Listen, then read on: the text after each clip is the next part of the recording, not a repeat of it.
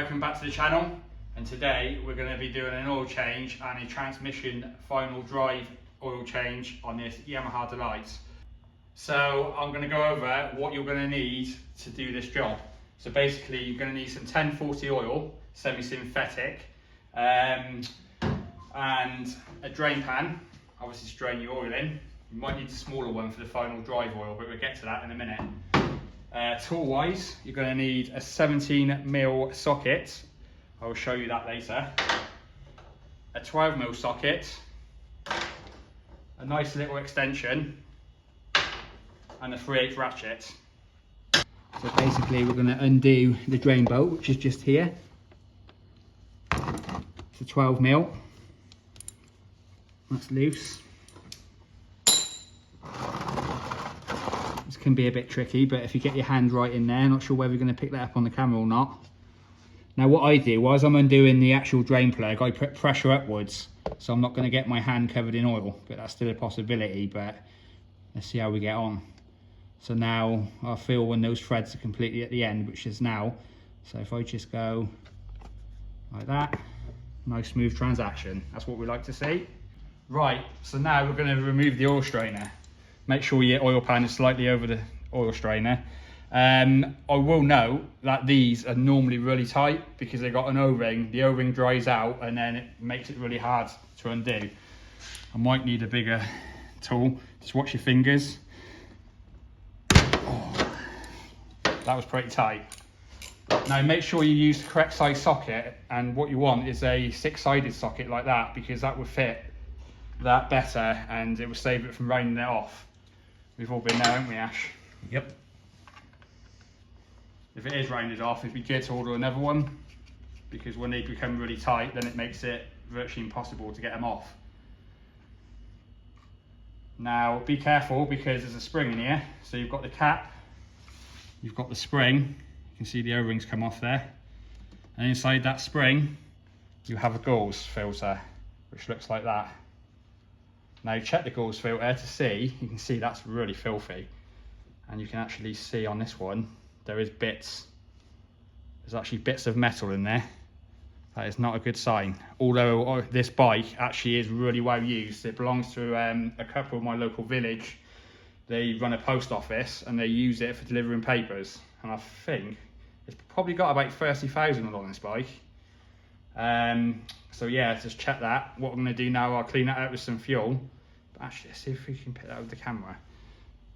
That is pretty clogged. Jesus Christ. Yeah. Barely see through it at all. Now I will have to tell them about this. Obviously the bike runs fine, but something's going on there. And that's how you do the filter. Obviously don't drop that into the oil either. Be worth inspecting that, if not replacing it. Better to replace it. Yeah. Right, let's move on to the next thing then. Right, so now for the transmission. So that's a 12mm. Shouldn't be that tight. We'll go over that in a minute actually. Is that water in that? No, it's just really thin. It's actually quite clean. Now this was brought from Yamaha, obviously in 2001. And I'm not sure whether they've actually ever changed this fluid. It's a well overlooked part of the bike, to be fair. We've seen it actually where it's run out of oil, haven't we, Ash? Yep. Absolutely destroys the final drive, as there's gears in here, like a reduction gearbox. It's the bearings dry out, don't they? Yeah. And it just sort of destructs. all goes to shit. Yep. Now it's worth noting to check this oil, see if there's any water in it. If there's water in it, then you might have a bad seal, or it could just be condensation, especially if you don't ride the bike very far. With obviously different heat temperatures, that causes condensation. I'd expect to see a little bit, but if you've got a lot in there, then you know water's getting in, and if water's getting in, that is going to destroy your bearings.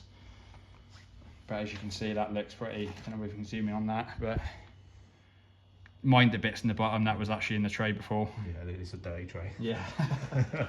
It would be good to use a clean tray, because then you know if there's any bits in it. So, top tip. Right, so now we're ready to put it back together and fill it with oil. So basically, we've got a cap, we've got a new O-ring, so we put the new O-ring on the cap. We've got the spring. Spring goes on after the cap. And then we've got our oil strainer, which is there. Make sure you clean this up. I've cleaned it and I've blew it through with the airline. Now you've got to hold it all together like that, so. And carefully put it back in without that strainer twisting. You could just put the strainer and the spring back and then the cap, whichever way you like. It's all a bit fiddly. Sometimes it's best to use the actual 70mm socket on the end of the cap. Got to put quite a bit of pressure on it. Yeah. But just be careful you don't cross thread it. Don't go in with the ratchet just yet. Do a good 4 turns. You're saying don't go full Duggo with an impact gun? No. I've seen people actually snap off where the O-ring sits. I've seen people snap that off from where they've over tightened them. Now literally, well, I wouldn't go on any torque settings on this. I would literally tighten it until it goes a little bit tight, then just a tiny bit more. It doesn't have to be done right up. Like screwing on an oil filter. Yeah, exactly like screwing on an oil filter. So basically, I can feel that's gone tight, so I'm just going to go a little bit more, and that's it. Don't go, you know, really sending it home, because you can guarantee you're never going to get that off. You're either going to break it or you're going to round off the actual hex head, which then would be a right pain in the ass. Right, now moving on to the final transmission. So basically, stick the 12mm bolt back in, which goes just in there. Where was it? In the socket right there. Oh yeah.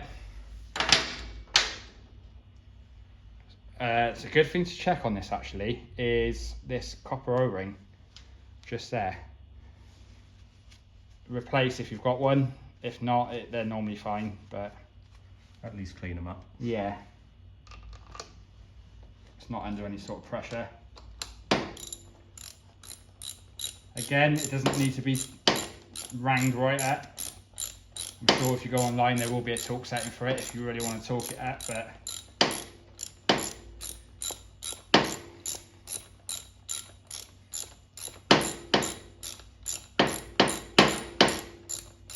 quite a long thread apparently. Right, so now that's gone, I can feel that going tight, so I'm just going to give it a nip and that would do. Right, so moving on to topping up the oil. So basically, in the final drive, you're going to want 30 weight. It's good using a bottle like this with a stalk on it because it's easier to get in there. It can be a bit of a pain otherwise. At home, you might not have this to hand, but you can use one of those oiling cans I've used. It wants 100ml, so fill it up with 100ml. There's no level on it. It's just top up with 100ml and call it good. And the engine oil is 1040, like I explained earlier, and that one's 900ml. Which is, to be honest, that's a litre, so you'd have a little bit left over.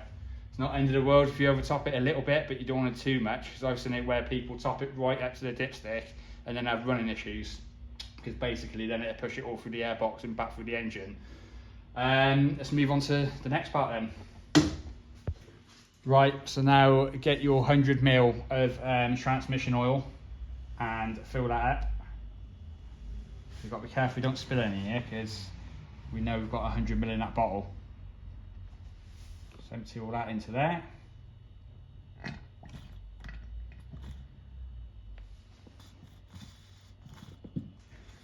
Again, make sure the O-ring's alright, which it is on this one. If not, replace.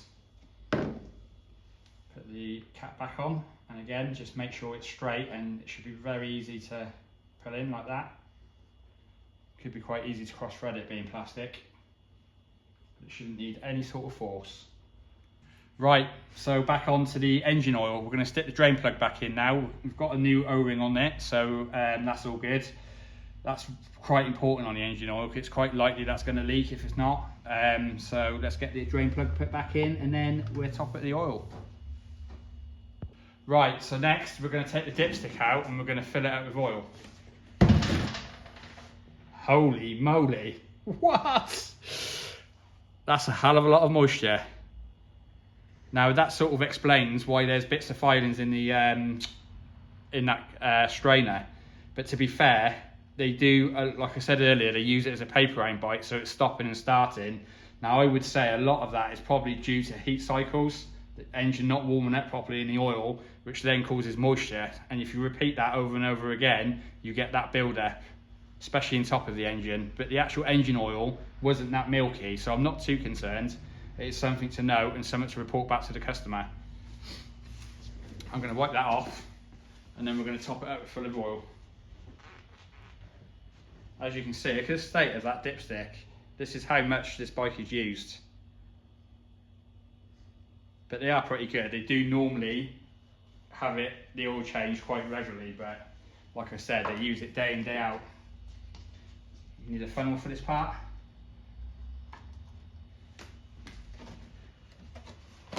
And some 1040 engine oil. Now, you fill this up with 900ml. You could measure it out, or you could put what you think is 900ml and then check the oil. But what you don't want to do is overfill it, because then you're going to have to do the drain plug again. Trust me, I've been there before. Could be worse, you could leave the drain plug out. I've done that as well. I've done that a few times. It's normally when someone comes in and starts talking to you. Yeah. Gets pretty expensive when you've got something like an R1 or something with fully synthetic oil. 4 litres of it just it all goes into the dirty oil pan. What she said about someone talking to you? This is well overfill it. So basically, when you're checking the oil in these, or you're filling it up, this is unscrew your dipstick like I showed you, and then if you look on there, you've got lots of little crisscrosses. So that's the end, and it's stop there. The oil has got to be between those 2 marks or up towards the top, and you want to check it weekly, because these engines are only single cylinders, so they've got high compression, and they do tend to burn a bit of oil, and that goes for most single cylinder engines. But to be fair, it's worth checking your oil regularly anyway in the engine, but in single cylinders they do tend to burn more. That's what we see. Particularly the 125s, because they've got such a low oil capacity. Yeah, so they only, right, this only holds 900ml. As you can see, that's not quite there yet. This only holds 900ml, so if you burnt half of that, say 450, then you're starting to starve it of oil. Yeah, and we see it all the time here. These engines are pretty bulletproof. Even Chinese engines are pretty bulletproof. The only time they normally go wrong, the actual engines themselves, is when it's got no oil in it. Yeah, which is not entirely the engine's fault. So keep topping it up until you get the desired level. Stick your dipstick back in, and then that's complete. So that's this weekly episode concluded on this Yamaha D'elight 125. Is it a 125? Yeah. On the ass because they do like a 110, 125. 115, all sorts. Do this whole video. Yeah, actually it's a 250. Anyway, yeah, so that's that all done. Now, I just want to say, if there's anything on this bike, make or model of this bike, to comment below. Because I've had this customer for about 4 or 5 years now, and it's in on a regular basis. Obviously, they go through tyres, brake pads. It's normally the same old thing all the time, isn't it, Ash? So like you said earlier, it's the first time it's been in, it's not needed a tyre. But anyway, yeah, so if you need anything, any information, would like a how-to on a Yamaha D'elight, drop a comment below, get in contact. Next time it's in, I can try and cover it. So on that basis, this is Motorcycle Repair Tool Bay. Make sure you subscribe, like, comment, share, all them things, and we'll see you next time.